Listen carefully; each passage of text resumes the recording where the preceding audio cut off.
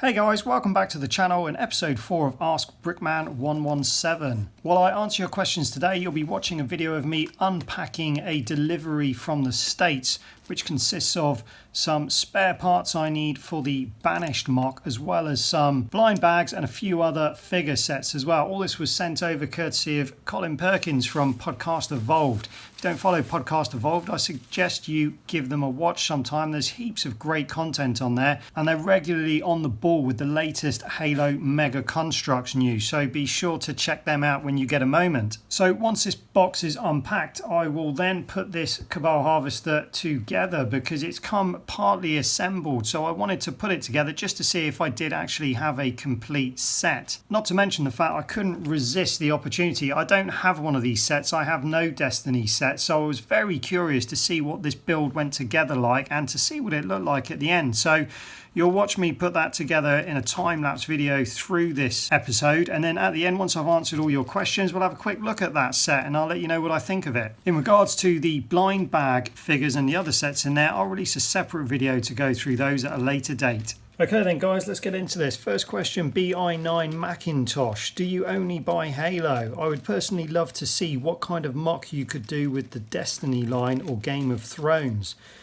I generally only buy Halo stuff. I do buy the odd Game of Thrones set if it appeals to me, but it's more for if it's got interesting parts in it that I'd use on a Halo mock.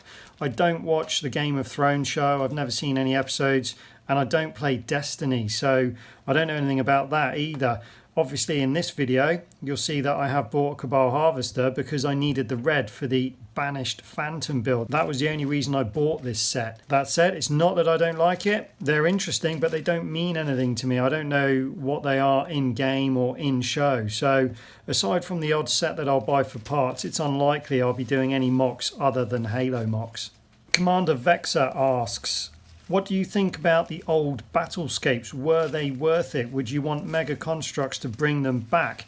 When I first started collecting, the only reason I had any of these battlescapes was because they came with some of the hauls I bought in the early days. And until I received one, and even then, I wasn't that interested in them at all. They really didn't have much of an appeal to me personally. So I just ended up stacking them up in boxes and I ended up collecting quite a few. It wasn't until I started creating the mocks and I used one for the Ultimate Assault on High Ground mock that I realised how well they can be incorporated into landscape style dioramas and mocks.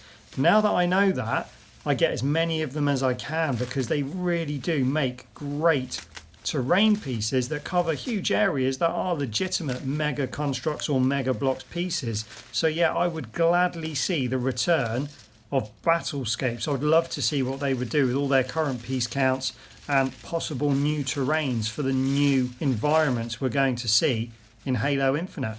Halo Motion 56 asks, what tips would you give to a small Halo Mega Constructs channel? To be honest with you, if you want to make it in the world of YouTube, you have to be doing something different and you have to be doing it well. If you just do the same as what everybody else is doing at an average level, you will never be picked up by the YouTube algorithm. You have to stand out. It's very unlikely to get anywhere without that. So if it's success you're looking for, try to work to those two goals. Do something different and try to do it well. Taste My Egg asks, would you ever attempt a mock of a UNSC frigate or something like that? I'm talking same scale as the Pelican you made. Yes, this is definitely on my radar. I would love to build a frigate. I'd actually really like to build the Spirit of Fire. That's going to be a piece count problem, which I have actually spoken to Mega Constructs about to see if they would able to supply the parts required for me to create a Spirit of Fire mock. I don't know if I'd go as big as the Pelican, but I'd certainly want it at the very least the size of the Forward onto Dawn. So ideally that's the sort of scale I'd be going for. Flow Vector asks, how many Ultimate Series builds do you plan on making? Until I get bored, I'll just keep making them and making them. There's a huge amount of vehicles and ships in the Halo world that I would love to make ultimate builds from. The biggest problem you've got is once you've made it like the Ultimate Pelican, I can't bring myself to take it apart, to use the parts to then say build an Ultimate Elephant. The time and effort that goes into them, I just can't bring myself to strip them down. So then you've got a problem of you need all those parts again, which then means you need an awful lot of parts if you're not going to strip your builds back down. But the answer to your question is lots of ultimate builds, hopefully in the future. Lawson Coy asks, I understand you're a fan of the Halo campaigns, but do you play online? If so, how often? No, I don't play online. I've never really played online. I've gone on once or twice. It wasn't really for me. So I just played a campaign. But in all honesty, I don't often get to play the campaign. I'll go for months without playing any kind of computer games because I just don't have the time. I now choose to do this instead of playing on the computer. But one day, hopefully things will change and I'll get a chance to get back to the computer. Probably when they finally release Halo Infinite. SWBH Outer Rim asks, are eBay hauls worth the money or not? That's very questionable. It depends what you want them for. A lot of the times the eBay hauls come, the sets aren't complete, they're in a real state, they take a huge amount of time to sort out. So if you're trying to buy eBay hauls to improve your collection, I don't think you'd be overly impressed because a lot of the time you'll just have a lot of incomplete sets, damaged figures and so on.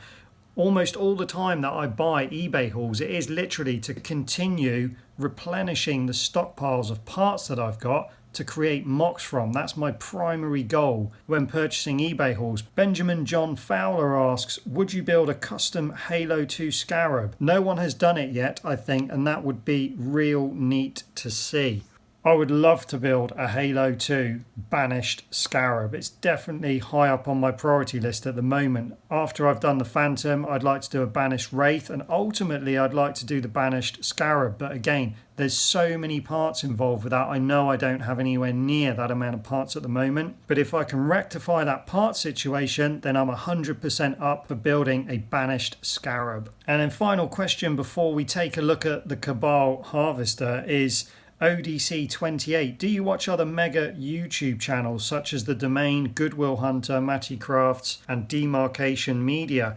Yes, I do. I watch all of those as well as others. I spend a lot of time watching Podcast Evolve, big fan of that channel, and all those other channels that I've just mentioned. I do watch most of their videos. I just like to keep an eye on what everybody's doing. I'm a Halo fan just like everybody else, and all these guys create great content, so I'm always up for watching what they've got to say and what they've got to show. So that's it for the questions for this episode. Don't forget, if you want to be in with a chance of having your question answered on the next episode, make sure you leave it in the comments section below, and also give the video a like while you're down there if you enjoy these Q&A videos.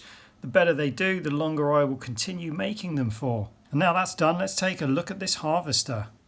Okay guys, so as you can see, the set is complete. There's a couple of pieces missing, I think, and this set didn't come complete with figures, unfortunately, which is a shame because the figures do look pretty amazing.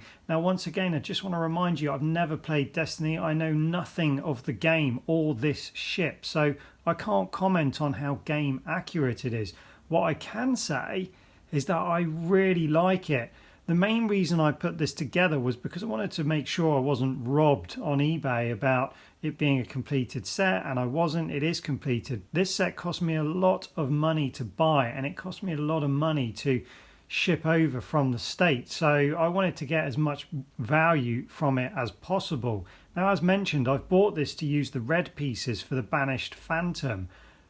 But now that I've built this set, I am so impressed with it. The actual build, although it came partly constructed, the building that I did take part in was incredibly enjoyable. Even with the limited amount of building that I did, it's probably the most impressive build I've seen from Mega Constructs. And the finished result looks absolutely epic. I am so impressed with what this thing looks like when it's all together. It's going to be a real shame to have to actually take this apart to use it for spares. I really now wish I didn't have to take it apart, but needs must, and I need to get that Phantom finished. So as soon as this video is done, this thing will be stripped back down. Now, I'm not going to go into loads of detail about this set because I'm sure anyone that's interested has seen all the reviews before, but it does have quite a lot of play features and functionality.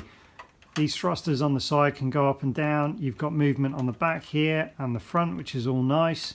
You've got these either fuel cells. I don't know if they're fuel cells or weapons of some kind underneath here. There's some more of those in the actual inside in the troop bay here.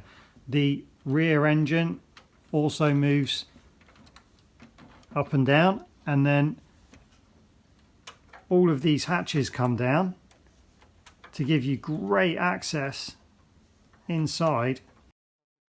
And they've got these little clips here as well, which are able to support some of the figures that would have come with this set if this set was sold with figures. So as I say, it is a real shame that it didn't come with those. It's got a rear hatch as well, so you can gain access through the back there. All the way around this set, the detail is so good. All of these pieces in here and these simulated possibly exhaust vents, I'm not sure. I don't know a great deal about this vehicle, but everywhere I look I see things that are impressive to the eye, and the angles they've managed to create with this set are thoroughly impressive, and I've learned at least 2 new building techniques that I haven't thought of before, so I'm really pleased about that as well. They'll no doubt get used in future mocks. The landing gear can go up as well, it can be stowed up, but I'm going to leave it down just for ease of use while I show you this. And what I'll do is I'll just move the camera now and we'll take a look in through the top as well. Viewing this ship from above is equally as impressive as from the side. There's so much detail with a mixture of tiled detailed and also some printed tiled detailing, which is really nice to see. The way they've done this is really impressive, and these tiles are going to come in very handy for the Banished Phantom build. So you can access the main troop bay by just handily putting those off to the sides on these little hinges.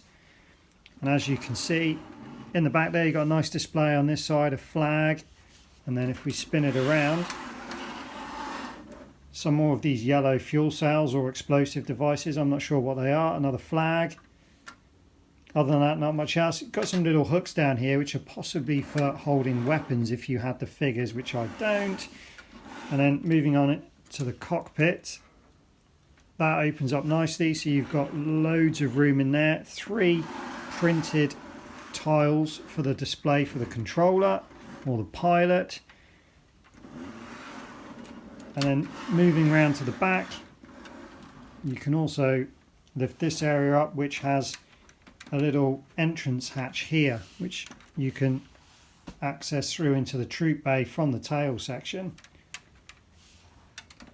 So overall, I would say this is a very desirable set, and that's coming from somebody that has no attachment to the Destiny game whatsoever, but the build is just so impressive.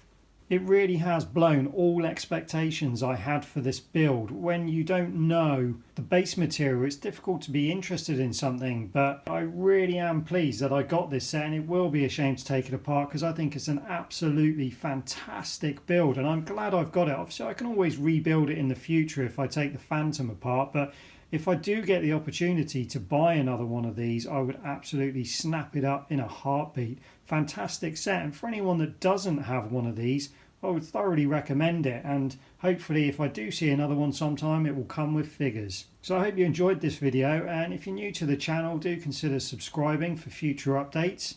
But until then, thanks for watching, and we'll see you next time.